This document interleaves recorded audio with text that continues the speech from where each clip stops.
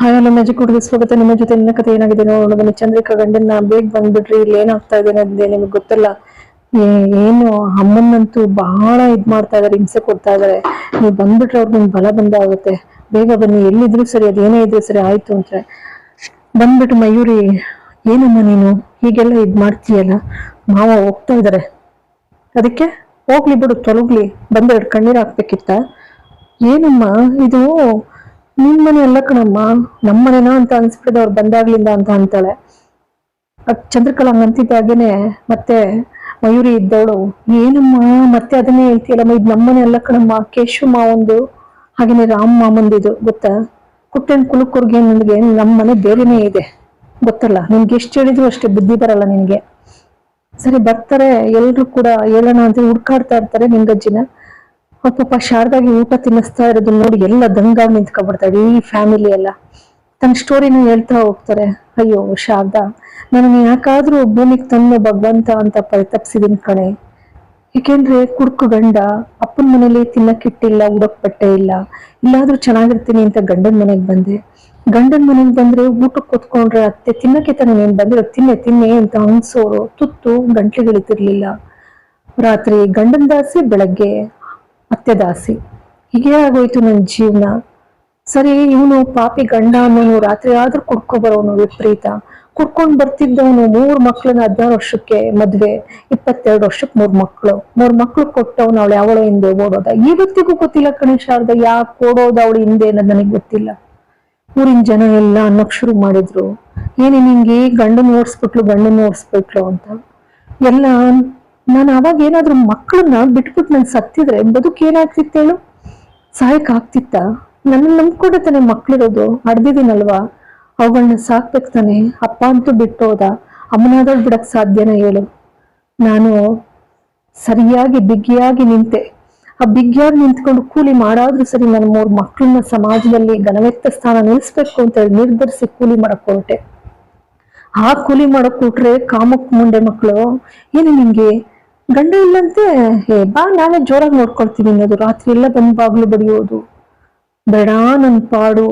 ಆಮೇಲೆ ನಿರ್ಧರಿಸ್ತೆ ನಾನು, ಈ ಸಮಾಜದಲ್ಲಿ ಮೆದುವಾಗಿದ್ರೆ ಆಗೋದಿಲ್ಲ ಅಂತೇಳಿ ಗಟ್ಟಿಯಾಗಿ ನಿಂತ್ಕೊಂಡೆ. ಬಂದ್ರೋ ನನ್ ಮಕ್ಕಳ್ರ ಯಾವನ್ ಬರ್ತೀರಾ ನೋಡ್ತೀನಿ ಅಂತೇಳಿ ಮಚ್ಚಿ ತಗೊಂಡು ನಿಂತ್ಕೊಂಡೆ.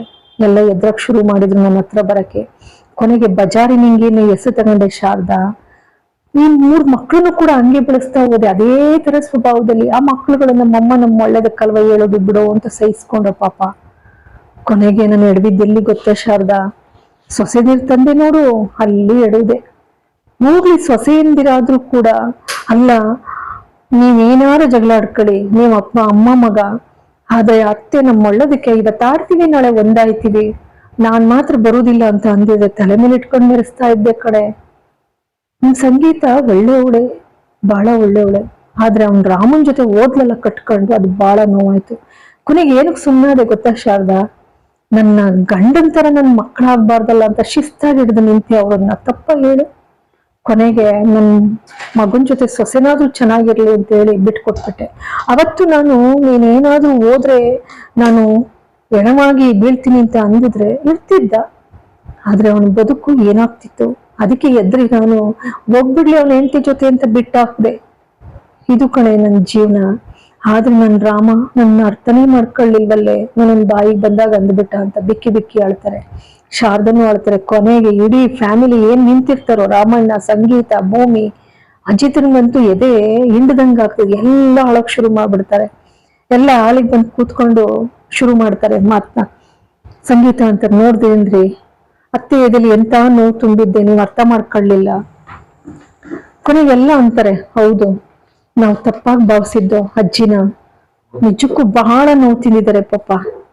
ಅದಕ್ಕೆ ಮಯೂರಿ ಅಂತಾಳೆ, ಇನ್ನು ಮೇಲೆ ಅಜ್ಜಿ ಮಾತಾಡೋ ಮಾತನ್ನ ಸೀರಿಯಸ್ ಆಗಿ ತಗೊಳಂಗ್ ಕೂಡುದು. ಇರ್ತಿರಲ್ಲ ಹಾಗಾದ್ರೆ ಸತ್ಯನಾರಾಯಣ ಸ್ವಾಮಿ ಪೂಜೆ ಮುಗಿಯೋವರೆಗೂ? ಮುಖ ನೋಡ್ತಾರೆ. ಅಷ್ಟರಲ್ಲಿ ಅಜಿತ, ಇರ್ತೀವಿ ಮಯೂರಿ, ನಾವ್ ಇದ್ದೇ ಮುಗಿಸ್ಕೊಂಡು ಹೋಗೋದು. ನೀನ್ ಹೇಳಿದ ಪಾಯಿಂಟ್ ಒಳ್ಳೇದು, ಚೆನ್ನಾಗಿದೆ. ಅಚ್ಚಿನ ಸೀರಿಯಸ್ ಆಗಿ ತಗೊಳ್ಳೋದೇ ಬೇಡ, ಅದನ್ನ ಕಾಮಿಡಿಯಾಗಿ ತಗೋಣ ಬಿಡು, ಒಳ್ಳೇದೇ ಅಲ್ವಾ ಅಂತಾನೆ. ಈ ಕಡೆ ಅಜ್ಜಿ, ಏನೇ ಆಗ್ಲಿ ಶಾರದಾ, ಮನೇಲಿ ಇರಕ್ರು ಅಂತ ಇದ್ಮೇಲೆ ಬಿಗಿಯಾಗಿರ್ಬೇಕು. ಬಿಗಿಯಾಗಿದ್ದಾಗ್ಲೇ ಎಲ್ಲ ಹೊಂದಾಣಿಕೆ ಮಾಡ್ಕೊಂಡು ಬದುಕ್ತಾರೆ. ಅದಕ್ಕೆ ನಾನು ಇಷ್ಟು ಬಿಗಿ ಇರೋದು. ಅಜ್ಜಿ ಬರ್ತಿದ್ದಾಗೇನೆ ಏನು ಎಲ್ಲ ಬಿಕ್ನಸಿಗಳು ಹೋಗಿದಾವೆ ಅಂತ ಅನ್ಕೊಂಡು ಇಲ್ಲೇ ಬಿದ್ದಿದಾವಲ್ಲ ಅಂತಾರೆ. ಅದಕ್ಕೆ ಅಜಿತಾ ಇದ್ದನು, ನಾವ್ ಯಾಕೆ ಹೋಗ್ಬೇಕು ಅಂತ, ಹೋಗಲ್ಲ ನಾವು ಇಲ್ಲೇ ಇರ್ತೀವಿ ಅಂತಾರೆ. ಅಜ್ಜಿಗೊಂಥರ ಖುಷಿ ಆಗತ್ತೆ. ಖುಷಿ ಆದ್ಮೇಲೆ ಅಂದ್ರೆ ಸತ್ಯನಾರಾಯಣ ಸ್ವಾಮಿ ಪೂಜೆ ಮುಗಿಸ್ಕೊಂತ, ಹೌದು ಮತ್ತೆ ಸತ್ಯನಾರಾಯಣ ಸ್ವಾಮಿ ಪೂಜೆ ಮುಗಿಸ್ಕೊಂಡೇ ಹೋಗೋದು ನಿಂಗೆ ಅಜಿತಾ ಅಲ್ಲ ಕಣೋ, ನಿಂಗೆ ಒಂದ್ ಅರ್ಥ ಆಯ್ತಾ ಇಲ್ಲ. ನಮ್ಮ ಮನೇಲೆಲ್ಲ ವ್ಯವಸಾಯ ವ್ಯಾಪಾರ ಅಂತ ಇಟ್ಕೊಂಡು ಬದುಕ್ತಾವ್ರೆ, ನೀನ್ ಮಾತ್ರ ಹೆಂಗ್ ಪೊಲೀಸ್ ಆಫೀಸರ್ ಆಗೋದು ಬಂತು ನಿನಗೆ? ಅಯ್ಯೋ ನಿಂಗೆ ಈ ಮಂಡಿ ಊರ್ ಕೂತ್ಕೊಂಡೆಲ್ಲ ಜ್ಞಾನೋದಯ ಆಯ್ತು ನನಗೆ. ನೋಡು ನೀನ್ ಏನ್ ಖಡಕ್ ಆಗಿದೆಯೋ ಆ ಖಡಕ್ ಆಗಿರೋ ಸ್ವಭಾವನೇ ನನಗೆ ಬಂದು ಬಂದು ಬಂದು ಬಂದು ರಕ್ತ ಜೀನ್ಸು, ಹಾಗಾಗಿ ನಿನ್ನ ನೋಡೇ ನಾನು ಪೊಲೀಸ್ ಆಫೀಸರ್ ಆದೆ. ಅಜ್ಜಿ ಏನ್ ಖುಷಿಯಾಗಿ ಬೆಂತಟ್ಕೊಳ್ತಾರೆ, ಎಲ್ಲ ಖುಷಿ ಆಗುತ್ತೆ. ಅಮ್ಮ ನಾವು ಸತ್ಯನಾರಾಯಣ ಸ್ವಾಮಿ ಪೂಜೆ ಮುಗಿಸ್ಕೊಂಡು ಹೋಗೋದು ಅಂತ ಹೇಳಿ ರಾಮಣ್ಣ ಬರ್ತಾನೆ. ರಾಮ ಅಂತ ಪ್ರೀತಿಯಿಂದ ಅಂದಾಗೇನೆ ಚಂದ್ರಕಲಾ ಅಮ್ಮ ಅಂತ ಅಲ್ಲೇ ಅದನ್ನ ಬಿಡ್ತಾಳೆ. ಅಲ್ಲಿಗೆ ತಣ್ಣಗಾಗ್ಬಿಡ್ತಾರೆ, ಎಲ್ರು ಮುಖ ನೋಡ್ಕೊಳ್ತಾರೆ. ಅಷ್ಟರಲ್ಲಿ ಎಲ್ಲ ಹಂಗೆ ಹೊರಕ್ ಹೋಗ್ತಾರೆ. ಅಜ್ಜಿ ಇದ್ದವರು ನೋಡು ದೇವಿ ಆನೆ ಆ ಶಂಖ ಪುಷ್ಪ ತಗೊಬಂದ್ಬಿಟ್ಟು ಒಂದು ಕಷಾಯ ಮಾಡ್ಕೊಡು, ಯಾರಿಗಿಂತ ಕೇಳ್ತೀಯಾ? ಯಾರಿಗೂ ಅಲ್ಲ, ನಮ್ ಶಾರದಾಗೆ. ಶಾರದಾ ಈ ಮನೆ ಬಿಟ್ಟು ಹೋಗೋಷ್ಟಕ್ಕೆ ನೆನಪಿನ ಶಕ್ತಿ ಮರಳಿ ಬರ್ಬೇಕು. ಹೋಗಿ ಹೋಗಿ ಪಾಪ ಅಜ್ಜಿಗೆ ಏನ್ ಗೊತ್ತು, ಅವಳು ವಿಷದ ಆಗು, ಅವಳ ಹತ್ರನೇ ಹೇಳಿದ್ದು ಅವಳಿಗೆ ಇನ್ನೂ ಕೂಡ ಕುಮ್ಮಕ್ ಕೊಟ್ಟ ಹಾಗೆ ಏನಾದ್ರೂ ಒಂದು ಅಧ್ವಾನ ಮಾಡ್ಬಿಡ್ತಾಳೆ. ಪಾಪ ಗೊತ್ತಿಲ್ಲ ಅಜ್ಜಿಗೆ ಕೊಲೆಗಡಿಕೆ ಅನ್ನೋದು, ಅವಳ ಮಗಳು ಕೊಲೆಗಡಿಕೆ ಅನ್ನೋದು ಗೊತ್ತಿಲ್ಲ.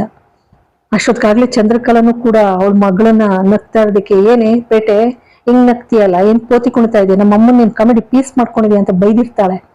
ನಿಮ್ಮ ಅಮ್ಮ ಸತ್ತಾಗ್ಲಿ ಹಿಂಗೆ ನಗ್ತೀಯೇನೆ ಅಂತ ಕೇಳ್ತಾಳೆ. ಅಲ್ಲೇ ಅಡಗಿಸ್ಬಿಟ್ಟಿರ್ತಾರ ಅವರು.